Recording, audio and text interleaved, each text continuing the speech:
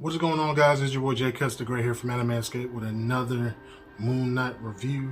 Episode 3, the friendly type. They starting the episodes now with like mini recaps and whatnot. Previous episode. This episode was good.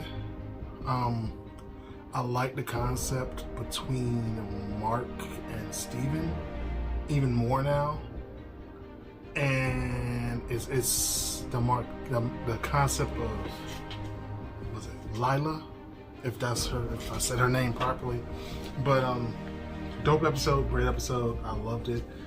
Too bad there's only 3 more episodes, so you know it's kind of but it is what it is. So episode starts off with a flashback, like I said, of them reviewing the last couple episodes we did. Then it cuts to Lila, and she's talking to someone, and all you hear is like pictures taking and stuff. And she's explaining like she's found Mark with the scarab, and he's like minutes away from their old house, and this, and this.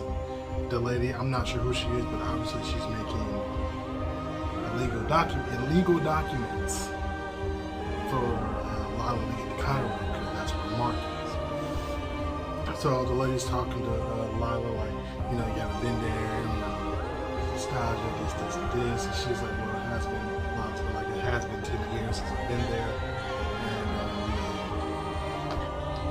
And pretty much just trying to, you know, get a feel for each other and stuff. They start talking about her dad, which kind of is like open-ended and stuff and everything like that.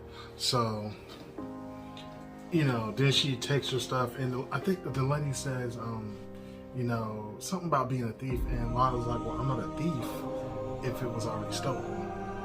Is pretty much just what she says, and I'm like, it's kind of true. So it does this little intro credits and stuff, and if I remember correctly, after the intro, do you see Harrow, whatever his name is. He's walking through the desert with his followers and everything like that. And he has the scarab there leading him to like some specific place and whatnot. And he's like, and what is that guy's name? Amit, I guess. Amit is here, and they're like, Amit's here. You know, they start celebrating, and then one girl walks up in a different language, and she's like, Mark Spector's here. And he's like, pretty much he's like, it doesn't matter, Amit's here. So then it cuts to Mark running across it's weird. It cuts to Mark Spector jumping across buildings and stuff, and he runs into, like, he's trying to catch these guys before they kill this one guy, and he gets there late, and he's like, hey, I'm trying to talk to that guy. And he was like, about what? And come to find out he's Amit's followers and whatnot. So, you know, the 3 guys, they start tussling and everything like that. Mark starts to get the upper hand, and like Steven's like, in a reflection of a guy's knife, Steven's like, Mark, no, stop, that's enough. Mark like snaps out of it, comes to, he's in a cab. He's like, where are you taking me? And the guy's like, wait, you can speak Arabic? I thought you were a tourist. He's like, where are you taking me? To the airport. And it's funny because like Mark gets out and like he runs right into the same guys he was just fighting. And he was like, I need to talk to you. And he was like, you just let us go, man. And he was like, I need to talk to you. And like they started a whole nother chase and whatnot. Mark starts chasing them through like a plaza and stuff, fighting them and everything like that. And then like he gets another reflection of, like, he got one guy that's pinned down against the wall, and there's like a mirror or something inside. And all you hear is Steve, Mark, no, don't do it, Mark, no. And all you see also in the reflection, someone coming across his head and knock him over the head. And then he hits the ground, blacks out. And the next thing you know, there's like, I think there was like the other 2 guys are dead, and the youngest guy in the group that he was fighting is like, I think he has like a broken leg or something, and he's like trying to get away. He's like crawling, getting away and stuff. And Mark thinks it was Steven that did this, and Steven's like, I'm not doing this mess. He's like, I'm not doing this. He's like, do you think I'm the fighting type? Like, no, I'm not doing this. And like, so you hear Conchu was like, take him to the ledge. And Mark's like, he's just a kid. He's like, take him to the ledge, he'll talk. So he takes him to the ledge. He asks, where's Harold? And I forgot what the kid said, but he has him by like a scarf or something, and he's like, where's Harold? And the kid says like, pray something, and cuts the scarf, and he just drops to his death. So, you know, it's like they Mark and Steven get into it for a little bit. Then Steven and Conchu, not Steven, but Mark and Conchu get into it, and they were like, we need to figure out where they're at, this, and this, we need to, figure out. And he was like, well, do you have any plans? And then Conchu was like, I have a dangerous one. Like, he's like, I have a stupid or dangerous one.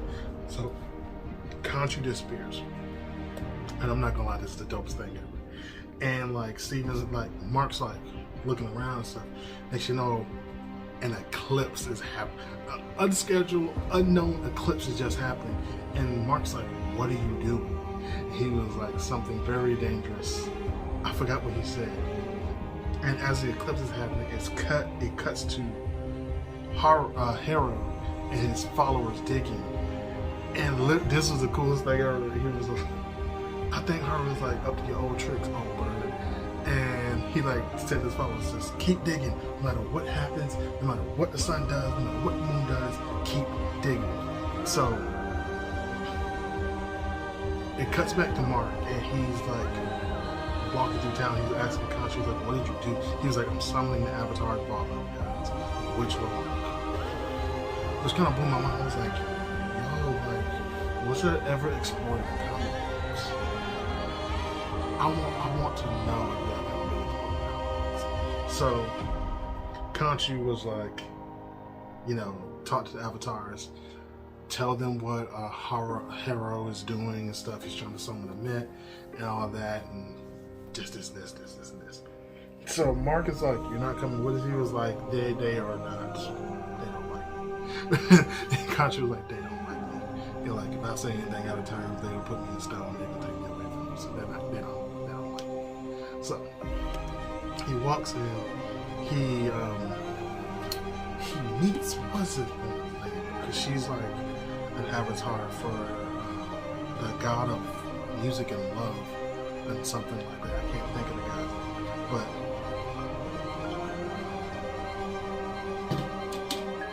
that's it. So they all come, and the girl who gets there first, she was like, you're the avatar, aren't you? He was like, yeah. He didn't tell you. He's like, did he tell you about the process? No. He's like, no, he didn't really tell me anything. She was like, it's a bit of a strange one, but you get used to it. Just let it go. So they're like, all the guys, like they summon, they go down the list of all the guys, like Horus and stuff like that, and like as they go down the list, the gods take over the avatar's body or speak through the avatar's body. So they pretty much told Conchu like off the rip, don't do that again. If you do that again, we trap you in stone again. So don't play with us. So they were like, asked him what he's doing there. He was like, Haro is, trying to bring back a mid, this. So they were like, what's up, Haro? He was like, low-key, like you could see in like Mark's face, like, what? And like look over his shoulder, like he's coming from around the corner, he's doing something. So like Haro does like this genius flip of the script, which I loved. God was like, that is a good villain. That is a villain that like, so my thing is, villain can fool a god, let alone gods. That's a great villain. That's a great villain. So he gets something. He was like, this man is delusional, this, he's not well, Khonshu's manipulating him, this, and this. And the gods are like, and Khonshu was like, he's lying, I'm so sick of him, and everything like that. And like, I guess as like Haru was talking, Khonshu went to go attack him, and the guys are like, we don't, like, froze him and like, we don't do violence in here, you know this. Like, you know this, don't do that. And I was like, God damn, these boys ain't playing. So then, like, as Haru was telling them, he used to be the spec, like the Moonknight for Khonshu, and this, and you know, that Mark and Steven, you know, is being used by Khonshu. And they were like, you know what, let's talk to Mark. Forces Khonshu to be silent, brings Mark forward. And they're like, are you well? And he's like looking like, he's like, no, I'm not well. He said, he's straightforward, he's like, I'm not well. He's like, I'm not well. So, he was like, but this is not about me, this is about Haru breaking the, like, trying to start a world, this, and this. And they were like, whatever, okay, fine. And they pretty much told him, like, look, if you do this again, we will pretty much encase Khonshu, and that's it. So, pretty much, I believe after that, all the gods leave, except for the one avatar that was for the god of love, music and love. She pulls Mark aside. She was like, look, this can still be done without the help of these guys. So she's like, you need to find this tomb of this guy who buried Amit or something like that. And, you know, he has a way of this. So, boom, Mark has a new journey. So he has to find his tomb, analyze it, and then figure out the secrets of this sarcophagus. So, it cuts to Mark during the day, and he's like in this busy hustle bustle little area. And he's like talking to this one guy, and he was like, I want some of that juice. He's like, the greatest juice in the streets, and this. And he says something about the guy. He looked like the sarcophagus. He was like, and the guy just like slowly backs away into the distance. And then Lila comes out of nowhere. She's like, I know where you can get this. I know, you know, I can help you. And first Mark is like, no, not doing it. Because Mark still hasn't told her that Khonshu is low-key wanting her instead of him. So yeah. So pretty much what's going on is like she's like helping him get to where he needs to go, because they need to meet this guy. He's like an underground black market dealer or something like that, and he actually has a sarcophagus. So they have to like fake a ruse and stuff like that to get in, but they gotta get on like a boat ride and stuff to get to his location. So, you know, they're talking about, you know, the past and everything like that, and she brings up the fact that, you know, he didn't tell her about Steven. And she was like, we could have, you know, handled that situation together. And he was like, well, you know, that's not really like that. So pretty much, you know, they like went over, like, they pretty much went over like when they were married, this, and this. So they're legit married. Marcus married Delilah.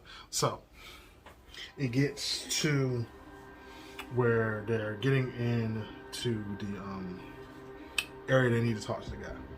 They get there, and the guy is like riding like a horse with a javelin. It's weird. He got like, he's chest out, or it looks like he's chest out or whatnot. He is chest out, if I remember correctly. But like, I guess him and Lala had got on bad terms and tried to make amends, I guess, by letting her see the sarcophagus and everything like that. So they get there. Mark has to fake being what's the name they gave him? It starts with an R. I can't think of it. But like, they're not faking married because they technically are married. But like, they have to get the sarcophagus and look at it and stuff. So they get there, and she's talking to Mark, and Mark's like, I don't know what I'm looking for. And she's like, meet Steven. He's like, oh my god. And like he kind of looks up and Steven's like, oh, I know what it is. He's like, nah, bro. Steven's like, nah, if I'm coming back, you ain't getting his body back. So, you know, it gets, they get into it, and, you know, Mark's telling Lala, and he's like, look, I need a long time with Steven. So he's talking, and they get into it and everything like that. And Steven finally, like, is like, fine, you know, take that, fold that, take that, put that next to it, fold that. And as they're in the middle of the process, the guy, like, one of the guy's bodyguards, like, touches him, and he, like, instant warrior mode. He disarms and pulls it, and then, like, and they're like, Mark, and Lala's like, Mark, stop. So, as, like, the other guy, I swear that I'm bad with names, but like the broker guy or the collector guy or whatever, he's like, I'm not stupid, this and this. So another security person comes up, and he was like, huh. And they're like, well, what's going on? They're like, a third concerning party. So Haro shows up, and oh my gosh, after this, you know, I just fell in love with this. So Haro shows up, and he's like pretty much talking to the guy, trying to convince him to give him the information or the knowledge or whatever about the sarcophagus.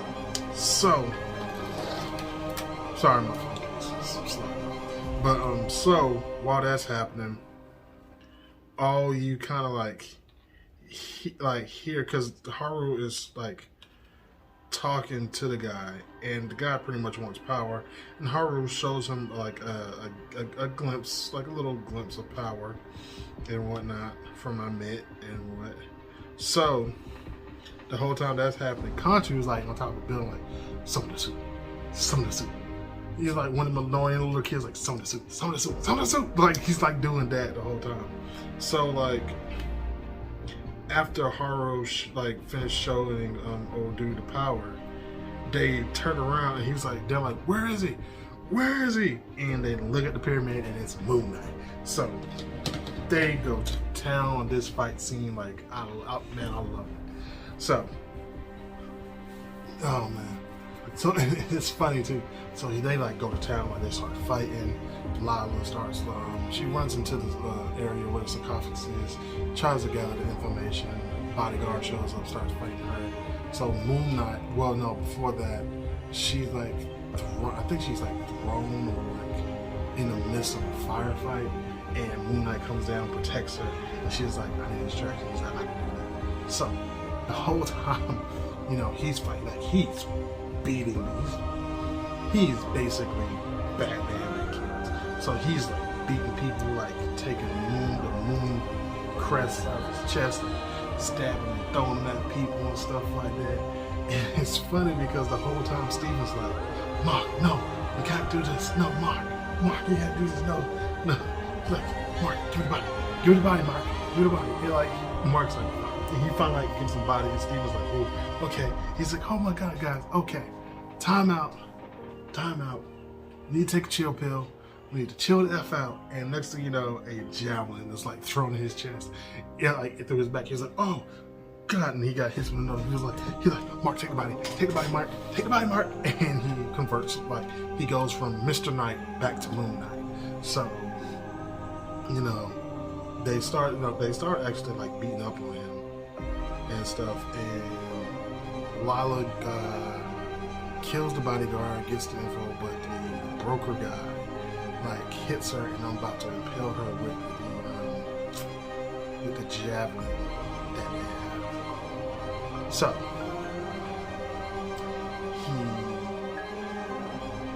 he breaks out of everything, saves Lala, kills the guy, they go off. And like they go pretty much get a car and everything like that. But what I didn't tell you was like Haro reveals some stuff like that she didn't know and stuff, like, but didn't really reveal anything, but was hinting at some stuff that she didn't know about. So like she was like, once they got in the car, she was like questioning Mark about everything. She was like, what does he say? Like, he know about me, this and this. And Mark is just blowing his ass. He's like, he's just, you know, playing with your head, and you know, God has magic powers, just trying to mess with your mind. He got followers. He probably fucked with your minds too. This, and this, and this, and this. And she says, I forgot exactly what she said. She said something about like, I don't know if I truly know you or something like that. And this is like, I felt like that was the most fucked up answer. He was like, you don't know me. And I was like, well, damn, that's kind of fucked up. So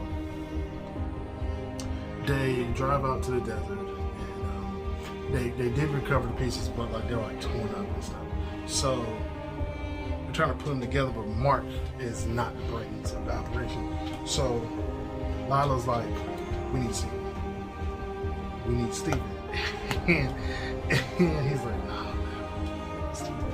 And Conchu was like, I summon, like obviously he's just the players on top of the Jeep. And Conchu was like, I summon the gods. You summon.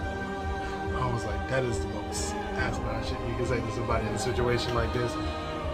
So Mark actually reneged, like folds, and summoned Steven. So Steven takes over, and he like deciphers the thing so quick. Like he like tape and like just put everything together. He's like, oh, it's a constellation. And she was like, oh yeah, we can map that. And he was like, no, you can't map this, because this constellation was done so many years, like so many thousands of years ago, that even though, it's a constellation, we can find it, it has to be the exact, point where it was seen, or we could be going like miles in the opposite direction, because stars actually move over time. So, which I found cool as hell. So Conchu was like, I've seen the red sky. I've seen it every sky. And like, Mark and Lila walk over the hill, and Conchu's actually talking to Steven and direct Steven on how he uses his power. So the first thing he does, though, he does tell him, he was like, I won't be able to do this alone. Secondly, once this is done, tell Mark to come find my statue and break me out again. So pretty much he's breaking the rules again. So he shows Steven how to manipulate the sky. Since it is the moon, he's pretty much rewinding time to show the actual constellations to pinpoint exactly where Amen is buried. But while he's doing that, it's an immense strain on their powers and whatnot. While on top of that, the gods are now imprisoning Conchu again. So the whole time, like, Steven's like, I can't hold this. Conchu is disintegrating in the background, everything like that.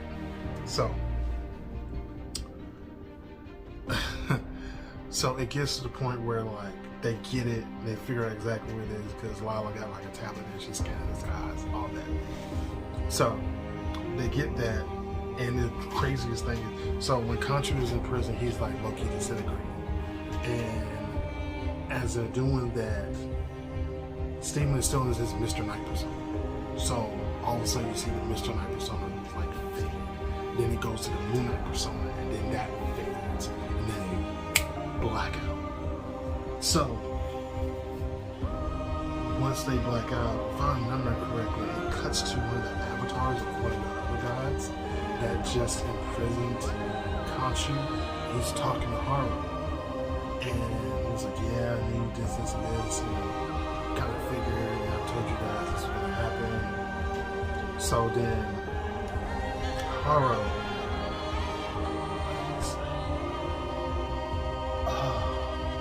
I tried to remember that line too. I think he was like, my greatest sin in being your avatar was enjoying the pain I dished out, or something in that line of nature and stuff. And he was like, I want you to know you're the reason why. And if I remember correctly, the episode ended like that. So it was nuts. It was nuts. It was just crazy. I love it. But thank you guys for watching. Thank you guys for staying tuned. These videos, I will try to push these videos out Wednesday night, since I work the majority of the night and sleep the majority during the day because of this job and my new son. So just bear with me, guys. Bear with me. But stay true, stay average, people. And I'm out.